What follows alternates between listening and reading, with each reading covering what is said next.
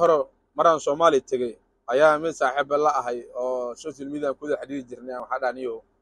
waa soo socdaa Muqdisho oo soo socdaa wuxuu dhaaniyo elborka kugu imaahayna waa ku soo dhaweeyayna waxa dhaamay elborka lagu imaan yaan la soo dhaweyn ana idii imaahay magaalka isku arkayna magaalka markaa tagay xoogay joogo 10 bin amal aan joogan wacay waa isweynay ana ku imaahay uga badiyay marka dad waxa dhaaniyo aniga waxaan rabaa suucleyda waaweyn oo amar joogan inay ugu darto suucada la duuduubo oo kalama hay suucleyda ugu dar markaas wuxuu dhaw lagu dara laakiin waa in lagu diiwaan geliyaa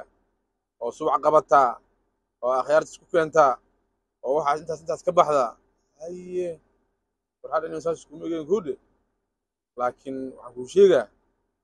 aniga waxaan islahay odaga saaxiibka ah oo suuq kugu daro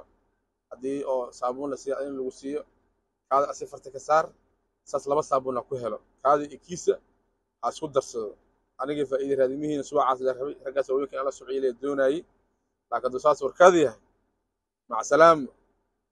marka rag badan oo qurbo joogo suuqleyda kamid ah oo laga waala jiraan xaqiiqada dhabta ah marka Soomaali tagta arkaysa marka inta joogto telefoon lagu soo diraa waa la iska waalaa meeshan ana leega waalay yaa leedka waalin marka saas dhaasiga saas miya waa ka soo waxa hadda ka dambe suuq waa kugu dara xabahay ugu darnaar marray ku aheed